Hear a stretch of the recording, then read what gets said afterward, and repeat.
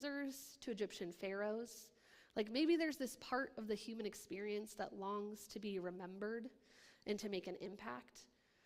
But hear me, when the goal is to be remembered just for the sake of being remembered, we get people like Hitler and Ted Bundy, Loki and Diddy, and the clout chasers who are on reality TV show for the wrong reasons, in no particular order of impact.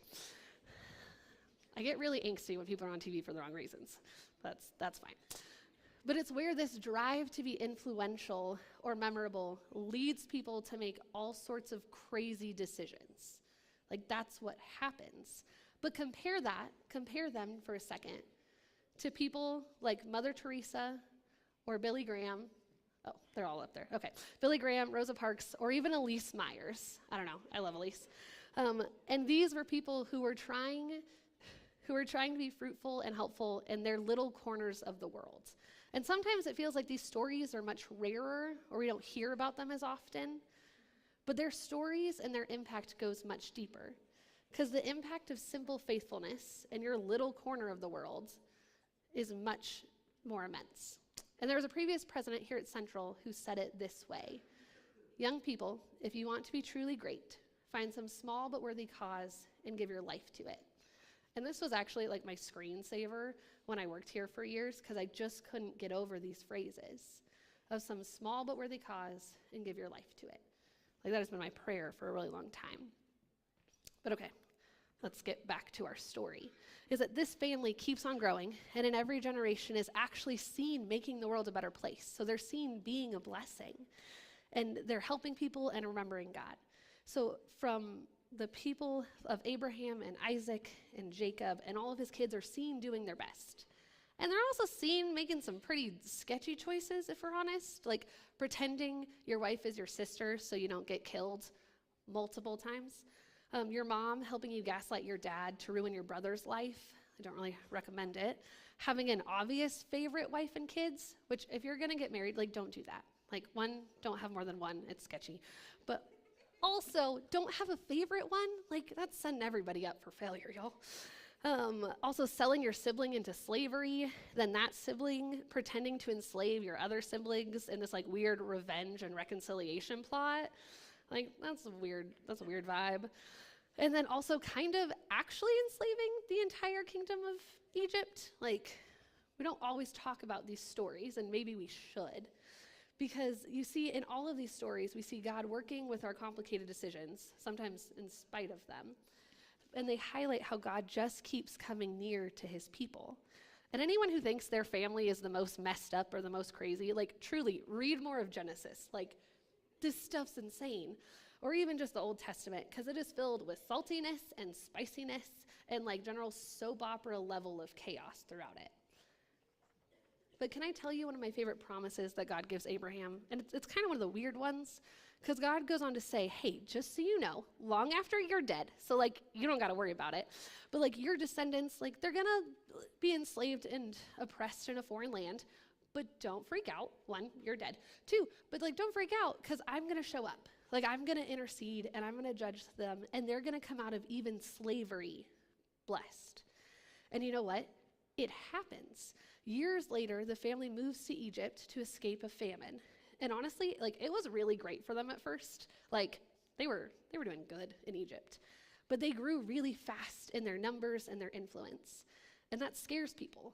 So eventually they were enslaved and forced to work all day, every day. But God stepped in and he called a man named Moses to lead the people out of slavery and back to the land that they had been promised. But you see, people don't really like losing their slave labor. So that was a really big mess. But in that mess, God proved to the Egyptians his power. But most importantly, he proved it to the descendants of Abraham. He proved it to his chosen people. And frankly, after a lot of chaos and death, like this is part of what Sean was talking about this morning of parting the Red Sea, they were able to escape Egypt and slavery, and they were led towards the land that God had promised them. And this begins a period of time where they learned, or at least were supposed to be learning, how to live as God's chosen people. And this is also where so many of those stories of God showing up in like really crazy ways like actually happen. So like we have God speaking to Moses in a burning bush. We have God leading the people in what likely looked like a tornado of fire and smoke for decades, which is crazy. And God covered an entire mountain with smoke as he met with Moses, which I know the gravity of that can be hard to imagine for Kansas Midwest kids. So after chapel, ask someone from a hillier area, or just west, and they can help explain it to you. But it's crazy how God just keeps showing up for his people.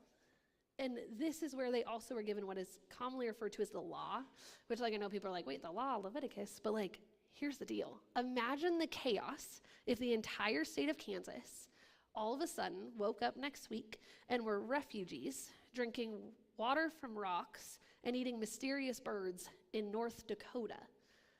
That would be insane. It would be pre-level flood chaos all over again. So God tells Moses what the rules should be, not only for them not to kill each other, but to also learn how to live together, and also of how they can interact with God again. And part of this is the 10 Commandments that you've, I'm sure, heard of in some of your classes. But this is also where they get the law, or the temple and the tabernacle. Because you see, the goal was always for humanity to be close and in relationship with God. That's the whole goal. And now we're in the process of bringing that back. And they get the temple and the tabernacle. And this was a place that was set apart and was holy. It was where God resided, and the people were protected.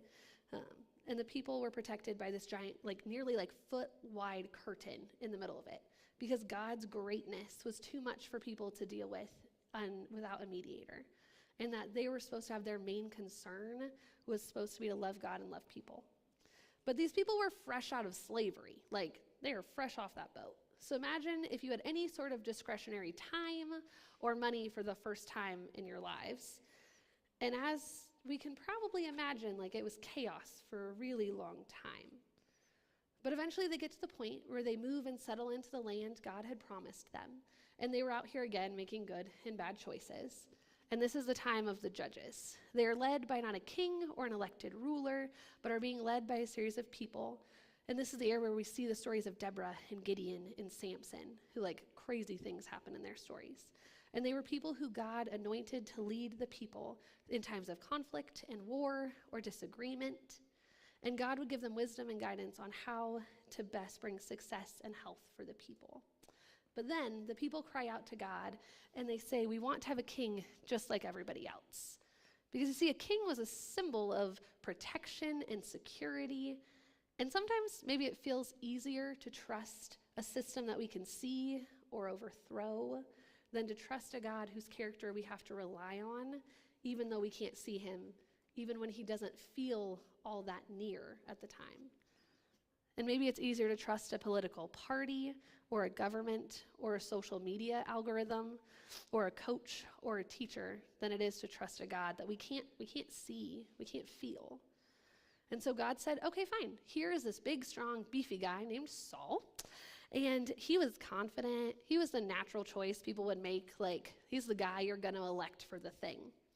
And then we see that Saul was anointed king. And now the people of Israel, God's chosen people, look just like everybody else. And Saul has become the visible champion that they had dreamed of. But this prosperity, it doesn't last very long, if we're honest, because he starts taking things into his own hands with his own complicated choices. But in doing that, he leads the people farther away from God and his protection. And so God basically says, okay, dude, you're done. It's time to call up David. We're at that point. And after decades, David eventually becomes the second king of this young nation of Israel. And he leads them through all sorts of crazy political transitions and wars and angst, and it was a whole thing. And again, we see them making good and bad choices, and he makes some doozies on both sides. He has a ton of wives. It's a thing. But that tends to be a pattern that he passed on to his sons. So the third king was named Solomon. And who this dude, business majors, if y'all haven't studied Solomon, just go read Proverbs. I don't recommend all of his methods because it includes a lot of slavery. But the way that he expanded the nation of Israel's influence and wealth is insane. This is a compounding interest, economies of scale sort of thing. And they now have political power and influence over other nations and regions for the first time in their history. They're doing really well. But this is actually where they get the actual temple is built, and they get to this dedication day. And y'all, it sounded so cool because God came near and his presence filled the temple, and to the extent that smoke filled the entire complex, similar to how it covered that mountain with Moses. Now imagine if a couple minutes ago, in the middle of worship, we're worshiping and all of a sudden the room is filled with smoke. And then we go outside because we're trying to get out of the smoke, and we see that the entire campus is actually covered in smoke. Like, it would have been disruptive in the coolest way. Like, imagine trying to go on from that. Like, that's crazy. And the people worship God and they recommit to follow his ways, and not out of this sense of obligation, but because they are in awe of this God who cares for them and protects them and just keeps showing up. But this doesn't last very long. It tends to be a habit we see. Because you see, the people just keep going on and making their complicated choices. And even in the very next generation, the kingdom splits and it breaks apart into 2 different nations. And 3 kings in, the whole thing starts to fall apart, which is weird because they've been promised longevity and yet it just keeps falling apart. Which, let me tell you, these are the stories that it gets even more angsty and spicy and all the things. Because you see, you have kings in both areas. And you have these people that were prophets, who are people that God used to speak to the people and remind and call them back to the Lord. And all these books, if you slow down to realize like what's happening, the stories are shocking. Like, one of the best kings they had was a 12-year-old kid. Like, what? What do you mean the best one was a 12-year-old? But he had heard of all the ways that God had protected them and shown up for them over the years. And he was like, oh no, guys, we messed up. Like, we gotta right this ship. And he brings the people back to the Lord. But this consistent themes just kept going on. And eventually both of the kingdoms fall. And in that process, the people were transported all over the known worlds. And everything was stolen, and the presence of God left the temple. And we have to be careful when we say stuff like that, because we believe that God is everywhere. In your classes, you may have used the word omnipresent. We believe that God is everywhere. But now the people didn't have anywhere to go to meet with him, because humans didn't have the Holy Spirit yet. That's an Acts thing, not a king's thing. So they didn't have that. So this temple was where they could go and be near God again. But it sat empty, and the people were scattered all around the world, and they were disconnected from God, the land they were promised, and they surely probably didn't feel like a blessing to anybody at that point. But the Lord sent prophets to urge the people to return to God, and in this process, he gave them even more promises of how God would redeem even that, or even this. Even exile would be redeemed. And he would send someone to save the people, and that they would still be a blessing to the world. That promise was still true, that through them, all people would have access to God again.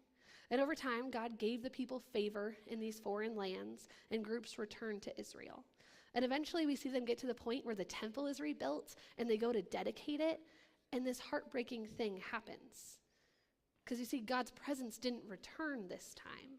The temple still sat empty.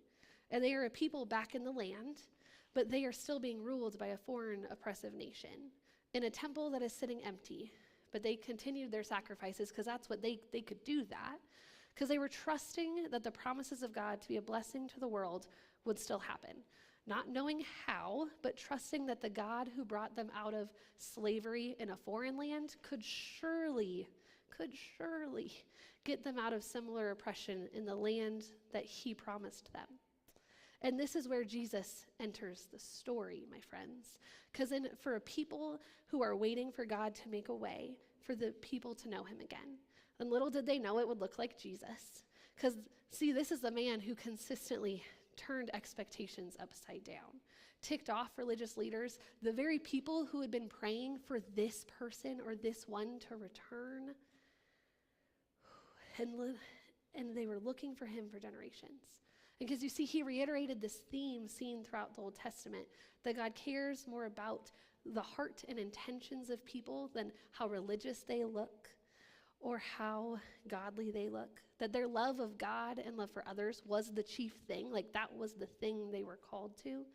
And Jesus is this man who died, that room that was guarded by that curtain, when he died, it ripped from top to bottom. Because it revealed what they had known and feared, that the room was empty, that God's presence once again was unreachable by the people. But then we are back to the text where we started this morning. Because you see, with Luke 24, we know that Jesus is alive, that God once again has come near and is connecting the dots of this huge story. And I know that was a lot, but hear this. So when it says that Jesus interpreted everything from Moses and the prophets, he's talking about how his life and his death are about this story. It's like the climax of how it all actually works. Because you see, the whole story is about how God has consistently come near. Yes, to the followers on the road to Emmaus, yes. But that this is actually the whole thing. That God in his kindness and love and faithfulness has shown up to his people. That God has come near time after time after time. Because in the garden with that first man and woman, he was near. In the violence-ridden world before the flood, God came near and provided a solution. To Abraham and every generation of his descendants, including Isaac and Jacob, Moses and David, and on, God kept showing up and he kept coming near. And Jesus came near, and then he sent the Spirit to permanently provide a way for us to be near. And that changes everything. I know you probably hear that phrase a lot, but Jesus coming near, it means that as we are overwhelmed by the chaos around us, hope and peace are available. It means that we are not alone, no matter how lonely you feel or how lonely the world tells you you should feel. It means that no matter how crazy our families are, God will still come near. No matter how much we want the semester to be over, to be somewhere warmer, for our grades to be better, or for our game stats to improve, God is near means that even in all of that, there's still hope, even in the difficult things. And we are a part of a much bigger story where we see that God just keeps pursuing us even though we aren't the main character. Which, can I tell you, as someone whose friends say, I have main character energy, which is a whole thing, but not being the main character is actually a really big relief. Because there's so much pressure when the weight of the story or the weight of the plot rests on your shoulders. It's one of the reasons that people actually like to be on a team or in a group, because it helps spread out that pressure. And in this story that we've talked about, we have the gift of we're actually just invited into it. Because you see, we don't have to be the one that saves the day or knows all the answers. We can be the funny sidekick or the clumsy one or the ride or die friend. Or in some friend groups, all of the above, because maybe you also have a little bit of main character energy. I get it. But we are in a line of people that have been following Jesus, who have been out here making good and really bad choices, and that there's grace in this space, that we don't have to be perfect or have all the answers, but that we can just keep growing more and more like Jesus. And so Central, we're going to have another song and a little bit of time of worship, but as classes are picking up and as seasons are beginning and ending, and as you're trying to answer the major life questions, as you do as a college kid, you have the promise of God to be near. So rest in his presence and faithfulness, my friends.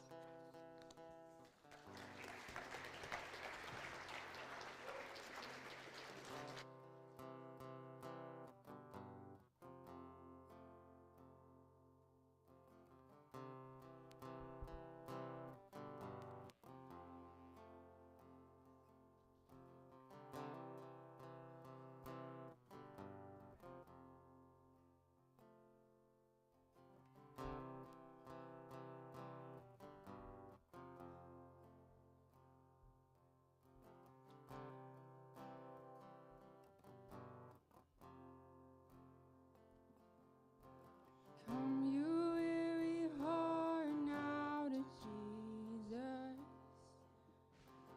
Come, you anxious soul, now and see. There is perfect love and comfort in your tears.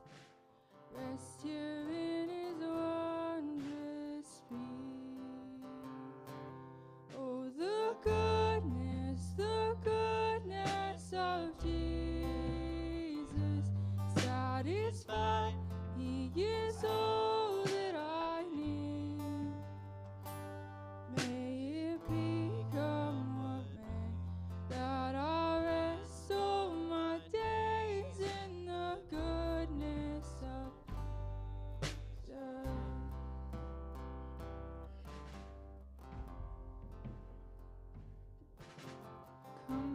find what this world cannot offer. Come and find your joy here complete. Taste the living water and never thirst again. Rest here in His wondrous peace. Oh, the goodness of Jesus. Satisfied, He is all that I need. May it become what may, that I rest all my days in the goodness of Jesus.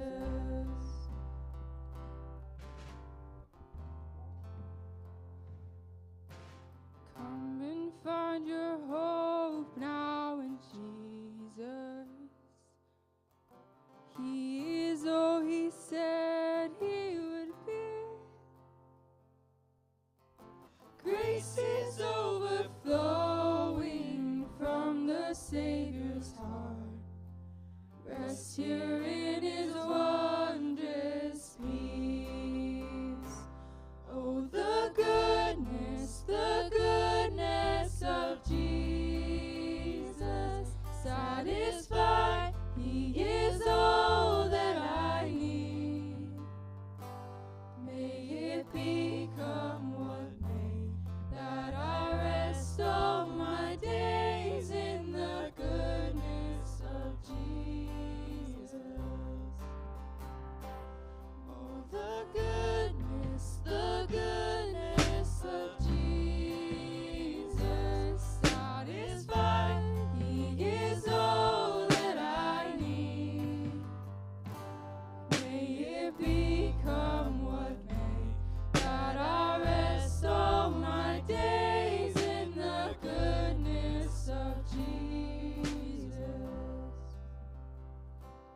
May it become what may, that I rest all my days in the goodness of Jesus.